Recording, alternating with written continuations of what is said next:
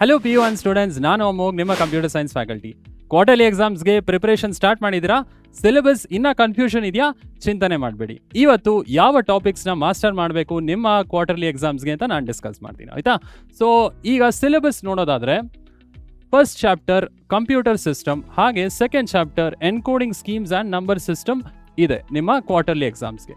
So ಈಗ ಯಾವುದು probable questions, ಯಾವ ಕ್ವೆಶನ್ಸ್ ಕೇಳೋ ಚಾನ್ಸಸ್ ಜಾಸ್ತಿ ಇದೆ ಅಂತ ನೋಡೋಣ. ಓಕೆ, ಸೊ ಯಾವ ಕ್ವೆಶನ್ಸ್ ಬರ್ಬೋದು ಸರ್ ಅಂತ ಕೇಳಿದ್ರೆ, chapter 1 students block diagram of computer system with a neat diagram ಅಂತ ಕೇಳೋ ಚಾನ್ಸಸ್ ಇದೆ.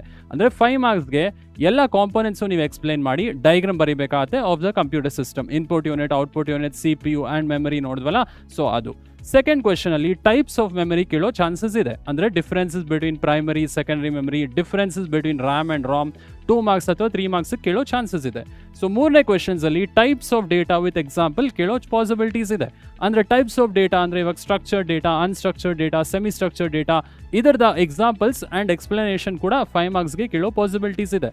Coming to fourth question, user interfaces of operating system ಕೂಡ ಕೇಳೋ ಪಾಸಿಬಿಲಿಟೀಸ್ ಜಾಸ್ತಿ ಇದೆ. ಯಾಕಂದರೆ command user interface and graphical user interface, touch based interface, so ಈ 5 interfaces ಇದೆಯಲ್ಲ, ಈ 5 ಇಂಟರ್ಫೇಸು 5 ಮಾರ್ಕ್ಸ್ಗೆ ಕೇಳೋ ಪಾಸಿಬಿಲಿಟೀಸ್ ಜಾಸ್ತಿ ಇದೆ. ಅದಾದಮೇಲೆ ಫಂಕ್ಷನ್ಸ್ ಆಫ್ ಆಪರೇಟಿಂಗ್ ಸಿಸ್ಟಮ್ ಕೂಡ ಕೇಳೋ ಪಾಸಿಬಿಲಿಟೀಸ್ ಜಾಸ್ತಿ ಇದೆ 5 ಮಾರ್ಕ್ಸ್ಗೆ. ಯಾಕಂದರೆ ನಮಗೆ memory management, process management, file management, device management, ಈ 4 ಫಂಕ್ಷನ್ಸ್ ಆಫ್ ಆಪರೇಟಿಂಗ್ ಸಿಸ್ಟಮ್ ಇದೆಯಲ್ಲ, ಸೊ ಇದು 3 ಮಾರ್ಕ್ಸ್ ಅಥವಾ 5 ಮಾರ್ಕ್ಸ್ಗೆ ಕೇಳೋ ಪಾಸಿಬಿಲಿಟೀಸ್ ಇದೆ. ಈಗ chapter 2 encoding schemes and number ಸಿಸ್ಟಮಲ್ಲಿ ಏನು ಕೇಳ್ಬೋದು ಅಂದರೆ, ಸ್ಟೂಡೆಂಟ್ಸ್ ಆ ಕನ್ವರ್ಷನ್ಸ್ ಓದಬೇಕು ನೀವು. 10 ಕನ್ವರ್ಷನ್ಸ್ ಡಿಸ್ಕಸ್ ಮಾಡಿದ್ದೀವಲ್ಲ, decimal to binary, binary to decimal, decimal to octal, octal to decimal, decimal to hexa, hexa to decimal, ಅದಾದಮೇಲೆ ಬೈನರಿಯಿಂದ ಆಕ್ಟಲ್ಗೆ, ಆಕ್ಟಲಿಂದ ಬೈನರಿಗೆ, ಬೈನರಿಯಿಂದ ಹೆಕ್ಸಾಗೆ, ಹೆಕ್ಸಾಯಿಂದ ಬೈನರಿಗೆ. ಈ 10 ಕನ್ವರ್ಷನ್ಸು ಕೇಳೋ ಪಾಸಿಬಿಲಿಟೀಸ್ ಇದೆ. So convert decimal number to binary and binary to decimal ಅಲ್ವಾ? So ಅದಾದಮೇಲೆ ಡೆಸಿಮಲಿಂದ hexa, ಹೆಕ್ಸಾಯಿಂದ decimal, ಡೆಸಿಮಲಿಂದ ಆಕ್ಟಲ್, ಆಕ್ಟಲಿಂದ ಡೆಸಿಮಲ್ ನಂಬರ್ ಸಿಸ್ಟಮ್, ಈ ಥರ ಕ್ವೆಶನ್ಸ್ ಕೇಳೋ ಚಾನ್ಸಸ್ ಜಾಸ್ತಿ ಇದೆ. ಸೊ ಯಾವ ಕ್ವೆಶನ್ ಬರುತ್ತೆ ಅಂತ ಹೇಳೋಕ್ಕಾಗಲ್ಲ, ಯಾಕಂದರೆ ನಂಬರ್ಸ್ ಬೇರೆ ಕೊಡ್ಬೋದು. ಈಗ 40 ಡೆಸಿಮಲ್ ನಂಬರ್ನ ಆಕ್ಟಲ್ ಕನ್ವರ್ಟ್ ಮಾಡಿ ಅನ್ಬೋದು, ಅಥವಾ ಬೈನರಿಗೂ ಕೂಡ ಕನ್ವರ್ಟ್ ಮಾಡಿ ಅನ್ಬೋದು, ಅಥವಾ ಅದೇ ನಂಬರ್ನ ಹೆಕ್ಸಾ ಕೂಡ ಕನ್ವರ್ಟ್ ಮಾಡಿ ಅಂತ ಹೇಳ್ಬೋದು. ಸೊ ಇಲ್ಲಿ ಯಾವ ಕ್ವೆಶನ್ ಬರುತ್ತೆ ಅಂತ ಹೇಳೋ ಪಾಸಿಬಿಲಿಟೀಸ್ ಕಡಿಮೆ ಇದೆ.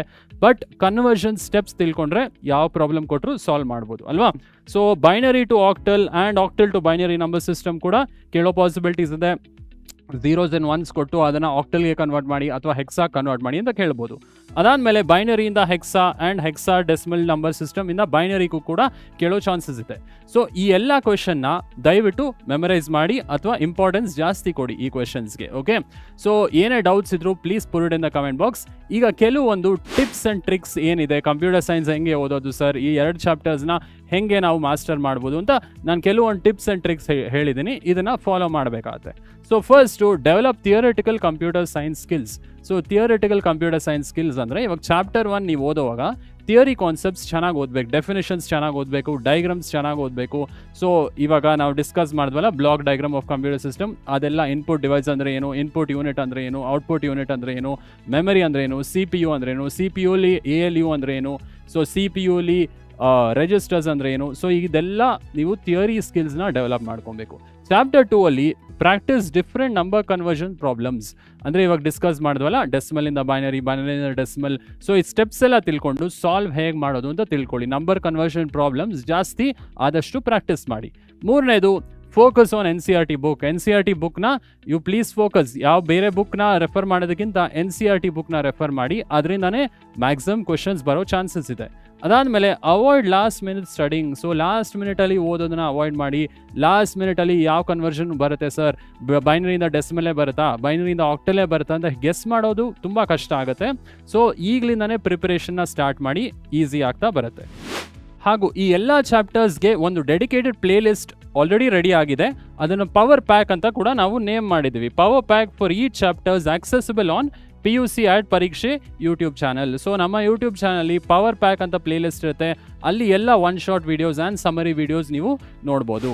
ಆಯಿತು, ನೆಕ್ಸ್ಟ್ ಏನಿದೆ, download the study materials and power sheets from the ಪರೀಕ್ಷೆ ಆ್ಯಪ್.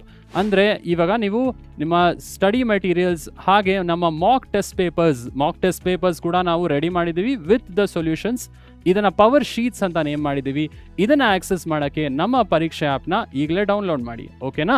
ಸೊ ನೆಕ್ಸ್ಟ್ ಏನಿದೆ ಸರ್, ಸೊ ಇದಕ್ಕೆಲ್ಲ ಸಮರಿ ವಿಡಿಯೋಸ್ ಆ್ಯಂಡ್ ಇನ್ನು ಅರ್ಥ ಆಗಬೇಕು ಅಂದರೆ ನಮ್ಮ ಮ್ಯಾರಥಾನ್ ಲೈವ್ ಕ್ಲಾಸಸ್ನ ಜಾಯ್ನ್ ಆಗೋದನ್ನು ಮರಿಬೇಡಿ ಹಾಗೂ ಎಕ್ಸಾಮ್ ರೆಡಿ ಆಗೋಣ.